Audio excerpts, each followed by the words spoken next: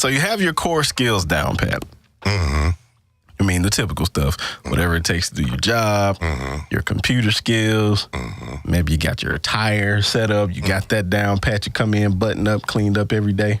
Looking good. Looking good. Smart, right? Bringing it. Right. Whatever. You got everything down to the point where, hey, you can get that exceeds expectation rating that we talked about last episode.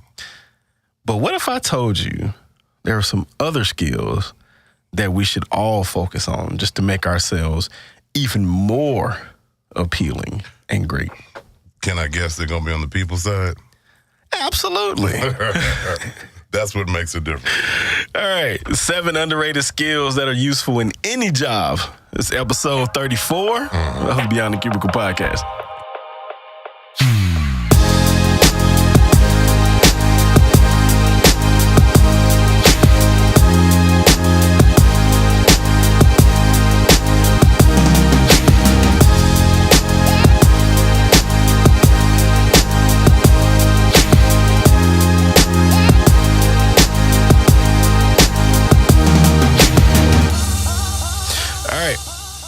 Get to it. All righty.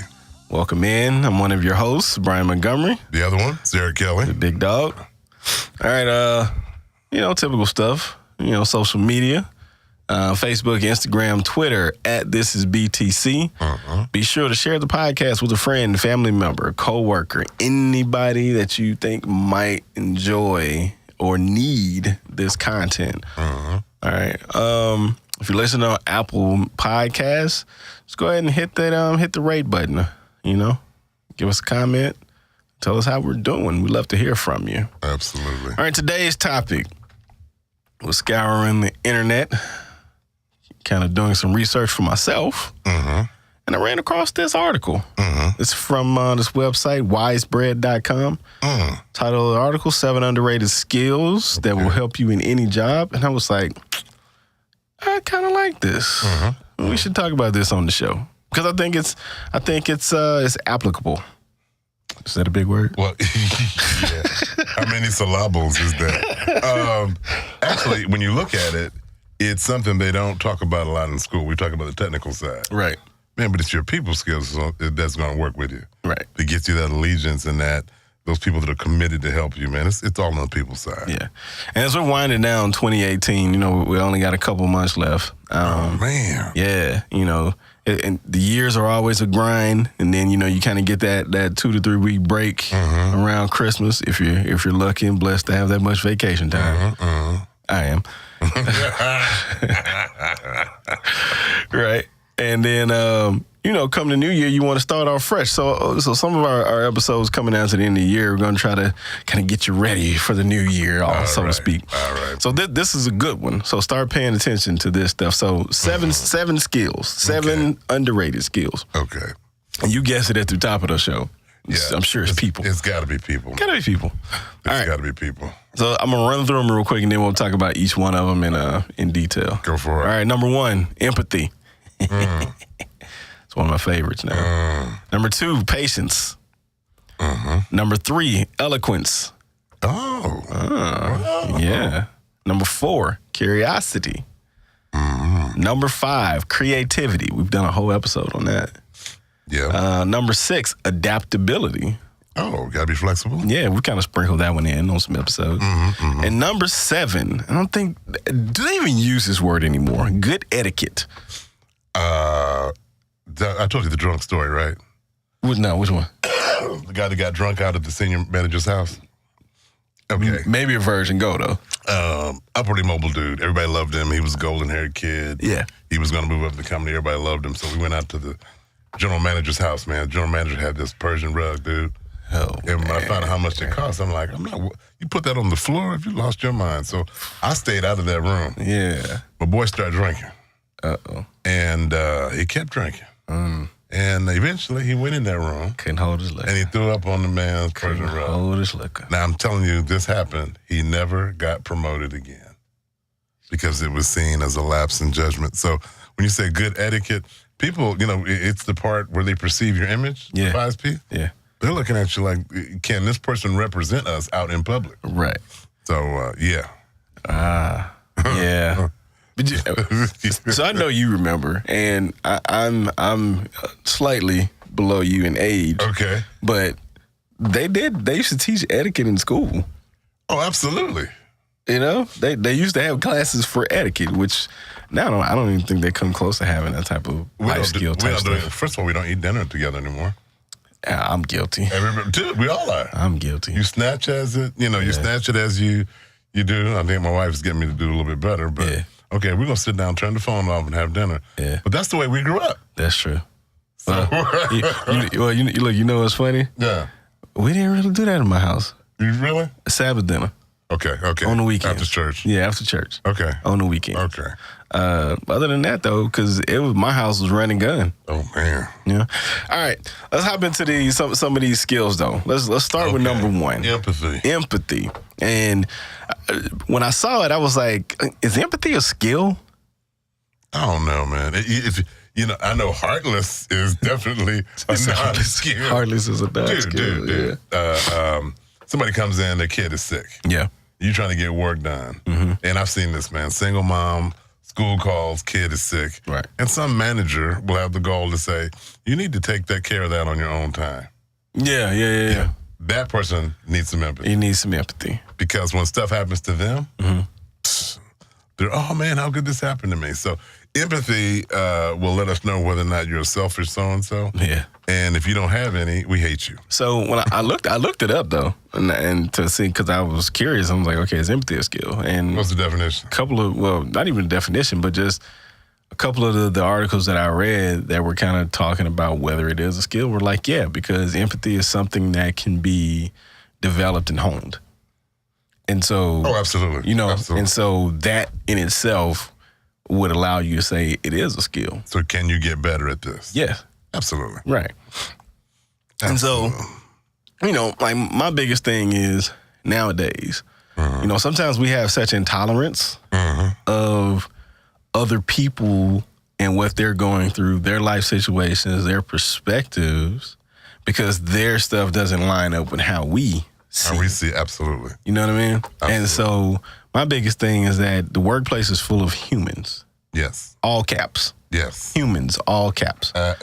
And different variations on a theme. Right. With each one. Right. Here's an empathy for you. I had a supervisor. She hadn't gotten married, so her favorite person around the house was her cat. Mm-hmm. The cat died. Mm-hmm. So and the supervisor was devastated. When I say devastated, she had the sniffles. She technically was awesome and a decent person, but it was all about this cat. Right. So I went out and bought a card. In your hour of grief, praying for you, yada yada. Man, my peers roasted me. Of course, we don't understand it. Like people who are not pet people, we don't get that one. No. I'm guilty. Yeah. Because I know people at work who took off, 3 or 4 days because their dog died, and I'm sitting here like, you kidding me right now? Like, yeah, seriously, you kidding me right now? Right? Like, oh, okay. I'm guilty, man. But you're right. Like, in that moment, that was an empathetic moment. Well, here's that you shared. If you can give empathy even for something you don't understand, it's just acknowledging them for being human and having feelings. People who are able to listen, understand, and offer real empathy, real support, can bring value to an organization. Absolutely. And if you're a boss, you need tons of this. Yeah, absolutely. If you're a boss, you need tons of this, or you have the most miserable workers on the planet. So if you're a boss, please be empathetic with what your folks are doing. Now, somebody's going to say that clashes with us getting our tasks done. We'll pray for wisdom and kind of know when to go and when to let go. But please, if you're a boss and you affect other people's lives, please build up your ability to be empathetic toward the things they go through. A great character from a story once said, with great power comes great responsibility. Absolutely. And absolutely. This is the thing that makes people want to work with you. Yeah. Absolutely. Even if we're peers, man. Be like, hey, man, you okay? Man, I'm having a rough time this week. And, as people of faith, hey, man, I'm praying for you. Yep. yada, yada, yada. Anything I do, let me know. Yeah. Or you can just be like, hey, hey, if we need to go talk, like, we can go talk. Yep. An ear is huge. Right. It's huge. Right. Number 2, patience. Ooh. Patience. So one of the things that the article was saying was aggression and ruthlessness has become seen as indispensable traits, meaning, if you go into a place, you got to be a killer, especially like sales organizations and things like that. But I've seen it in just like support organizations such as my own, like accounting and finance and things like that. You come in, the aggressive, more showy, in your face, take no prisoners to climb the ladder approach has always been seen as a super positive, right? In terms of getting ahead. Yeah, it sucks. Absolutely. It sucks. Absolutely. And if you don't have patience with people around you, it's kind of like sometimes we don't have patience because we think we're smart. Well, everybody's dumb, and we're just dumb in different areas. So you may be better at me than this, but trust me, there's something that I do better than you. And if we had empathy on the front side, patience follows. We know how to follow that. Now, a couple of things happen with patience, and I got to throw this out here for people of faith. I have learned that I had to wait on God. There are so many verses that say, wait on the Lord. There's so much. I don't like waiting. Nope. Because I want my stuff now. Yep. We are a stimuli response culture. I want my stuff right now. However, I will say that through faith, I've had to learn that some things come, but they come later, and they don't come when I think they should come. Right. But I will tell you, God has always come through for me, and that's a real thing. I agree. The thing that I've learned about patience just throughout my life, and typically I'm typically a patient person, is sometimes, most times, honestly, being able to be patient gives you room to weigh options and see the bigger picture, or take multiple glances at the bigger picture, right? You end up with a better decision. Yeah, and that works not just in the workplace. That works in your relationships with your significant others, children, parents, friends. You know what I mean? It works everywhere. And more importantly, though, like if we're applying this to a career situation, job situation, being patient with those around you, being patient when the promotion is skipped over, you're skipped over for that promotion. Take a step back and look at it, because a better situation might be in front of you, and you're passing it over because you're so aggressively pursuing this one path. Oh, absolutely. You know what I mean? Absolutely. A football analogy. I was watching a couple of teams today, and they put on a pass rush. And they were so effective, the quarterback sat in the pocket, let the running back, and when everybody got in the backfield, just let him go. He let his running back take off. And what it is, when you're rushing for something, you're going to miss some details. Yep. You are going to miss details. And the devil's in the details, especially where our careers are concerned. Absolutely. So the patient part, and I'm saying this is a big faith thing. There's stuff I wanted so bad. Yeah. And then I've gone to the promise book, and God says, I'll work it out for you. I'm on your side. I'm reading those verses going, if you're on my side, how come I can't get it today? Yep. And he might be telling me to wait. And there's so much. I mean, I watched a friend of mine very impatient about getting to this job. And for whatever happened, God didn't allow him to get there. Well, they folded within 3 months after they were supposedly bring her on. So, somebody knows more than us. Right. And I think patience is one of those areas we might need some divine help in. Oh, absolutely. And especially with your last one, that you might need some divine help, because sometimes, if we consider ourselves being patient, right, and a situation happens where maybe something didn't turn out our way, right, then we're second guessing, like, well, shoot, did I make the wrong choice? Maybe I shouldn't have waited. Yeah. I can speak for my career specifically, just as a way to kind of explain my patience. And some may look at this and be like, "Oh, you weren't aggressive enough." So, I have. I've been with this company for 11 years now, right? Not for a lack of trying to get out. Things just went a different way. Things just kept working out where staying was the better option. Now, I was definitely passed over for a couple of promotions in this 11-year time span, right?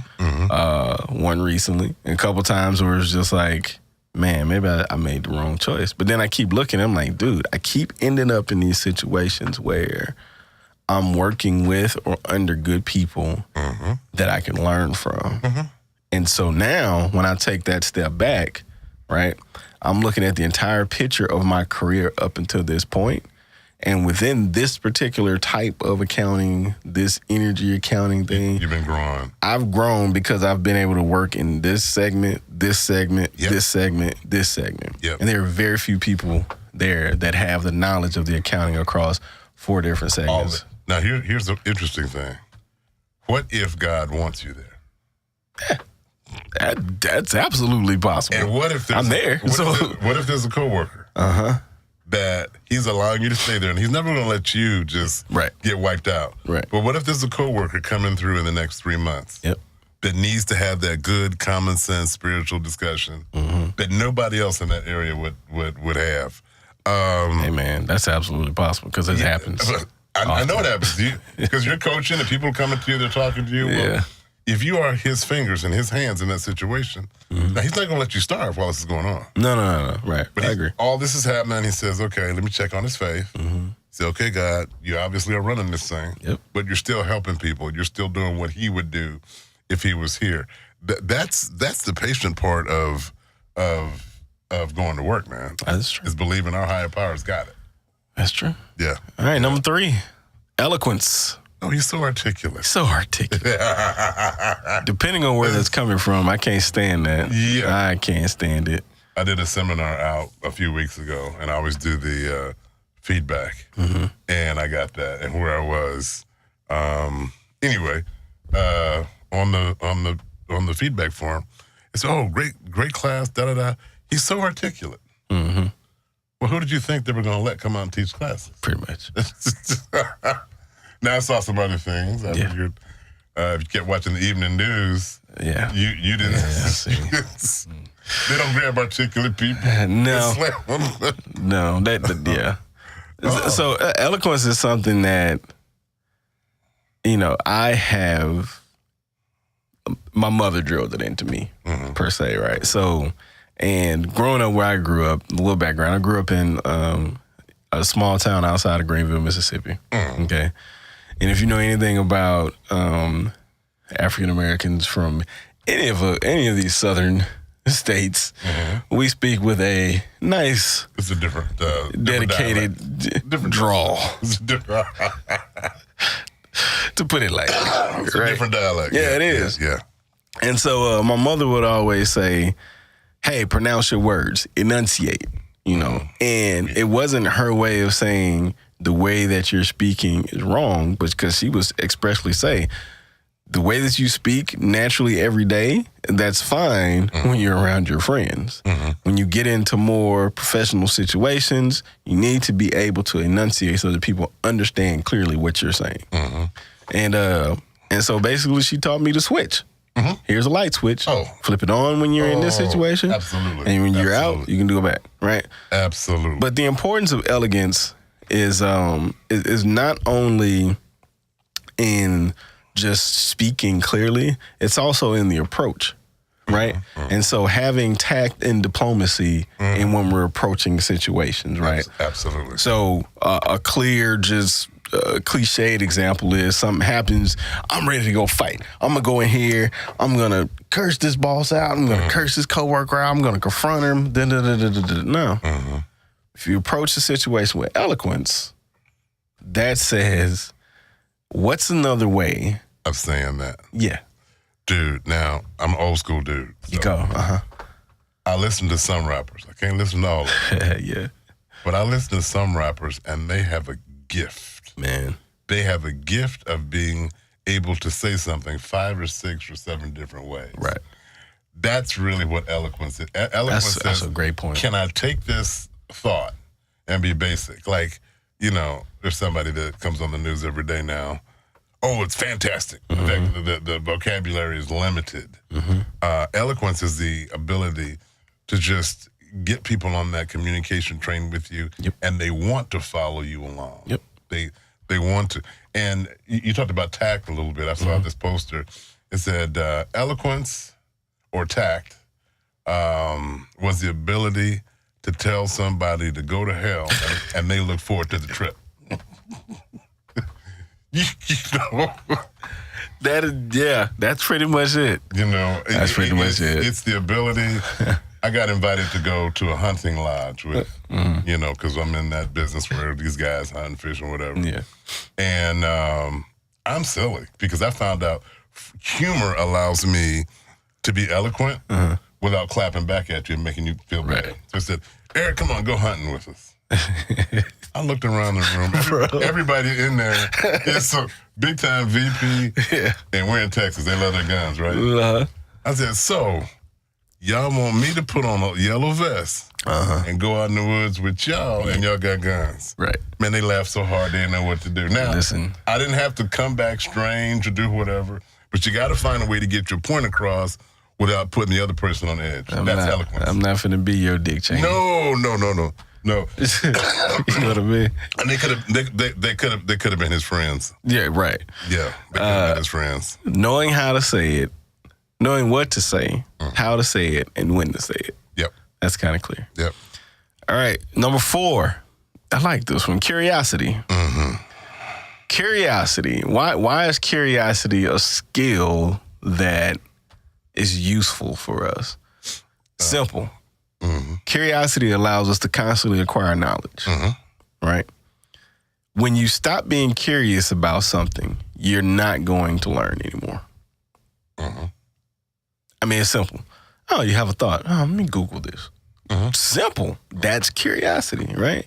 So when you get to a point where in your career, in your job or whatever, that you're not curious about it anymore, watch and see how much more you learn. You're not. Well, curiosity is allowing your mind to say, is there another way to look at this thing? Absolutely. Because we get to work, man, and we get to work, and we've done this over and over again for years. We're automatic. Yeah. And we get a little miffed if anybody changes the routine or, oh, man, they changed that up. But curiosity means, hey, this is pretty cool. Now, so-and-so is, you know, another firm, they do it this way. I wonder if I can bring that over here. Let me call somebody. Let me talk to somebody. So curiosity is what gives you the extra ideas that your company didn't have before. Right. Because now you're starting to think outside the box. So, yeah, it's a thing. It's a thing. I mean, if you're not constantly learning, then you're not progressing. I mean, that one's simple. I don't even think we need to keep expounding on that. Be curious. Like, develop your curiosity. If you gotten to a point where you're feeling stagnant and there's nothing that interests you about that position or that role or that job anymore, it may be time. To do that. It may be time. All right, number 5. Then you know number 4 sets up number 5. Absolutely. Okay. Number 5 is one that we love. We love. When we did this topic, we absolutely loved it. Creativity. Yes. And how do we define creativity? Creativity is the ability, in my view, to be able to look at something, almost reject what is known, and wow, can I come up with a way that they haven't even thought of to do this? Yep. Now, this is an enemy of something in the workplace that when you walk in and you hear it, just run out of the building. This is the way we've always done it. Oh, man, I hate it. That means, and when you run into that, that means those people can't get better. Right. Because they're so stuck in the old way. Yep. And here's the real kicker to that. The worst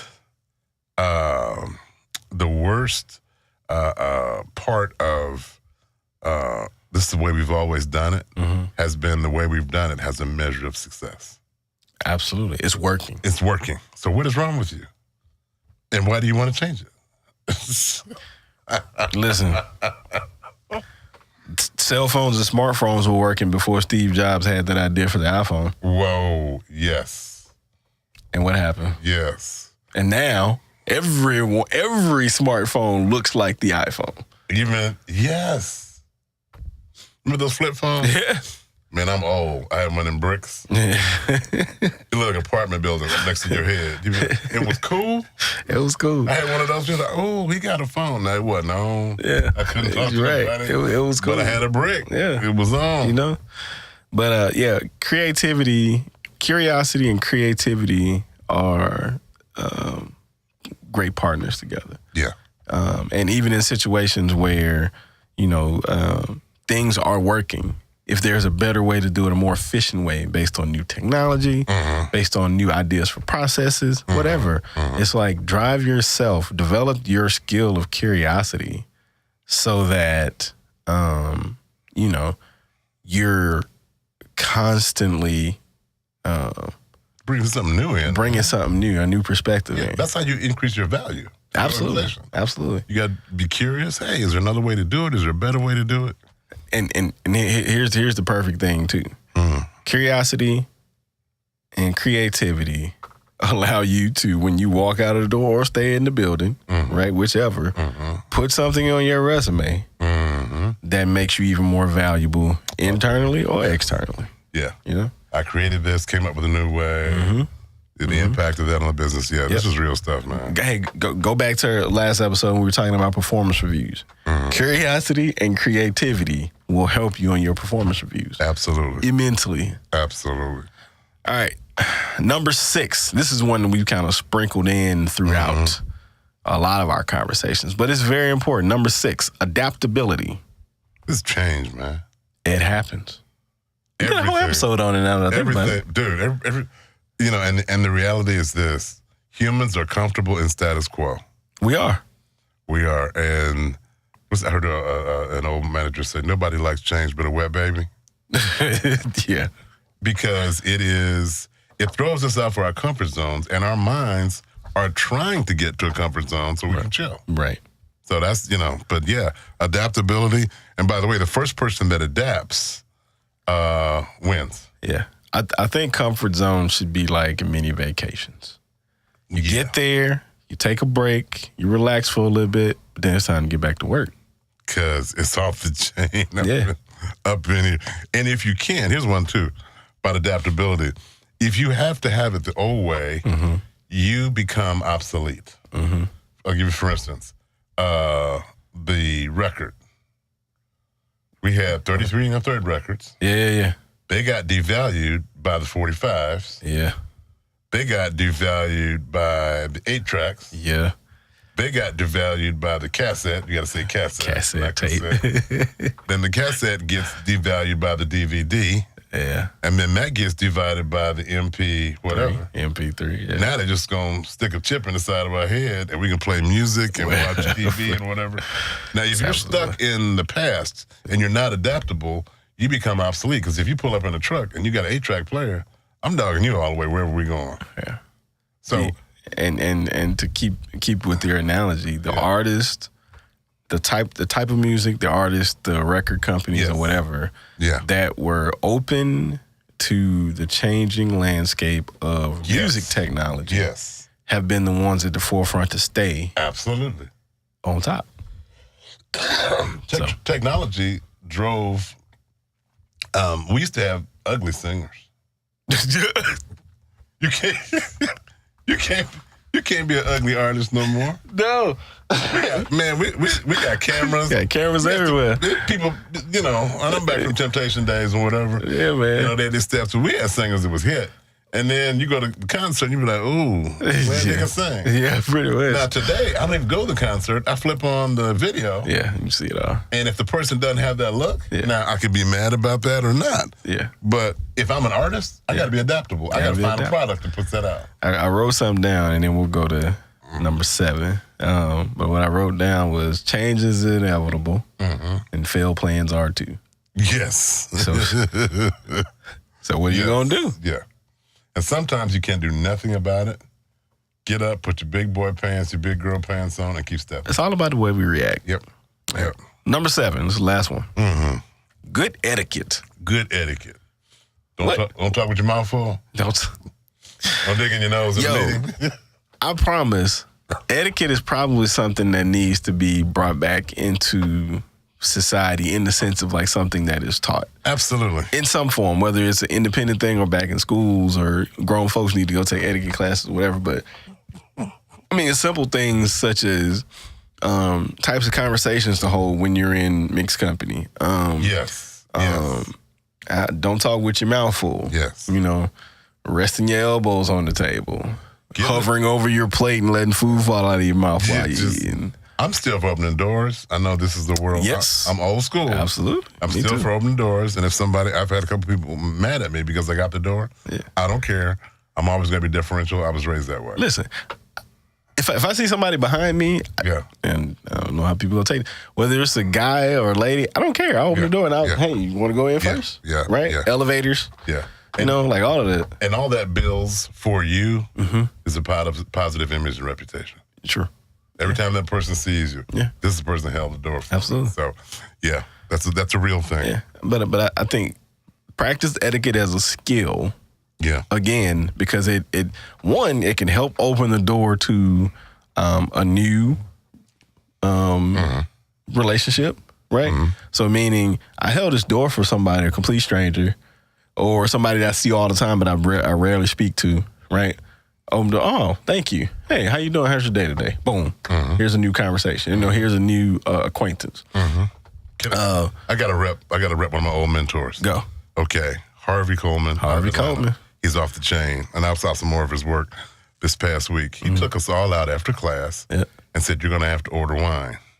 I said, well, what if I don't drink wine? He said, it doesn't matter. You have to drink it. You gotta know how to order it. Yeah. So, you know, a couple of brothers from the hood, we at Boone's Farm and Rip. I don't know. So he told us, he said, okay, the red that goes with the meat, what has more tannin in it? I said, what's tannin? That little bite back flavor. When do you do the rosé? When you don't know it's going to be fish or... And the comeback is, well, what are you having, boss?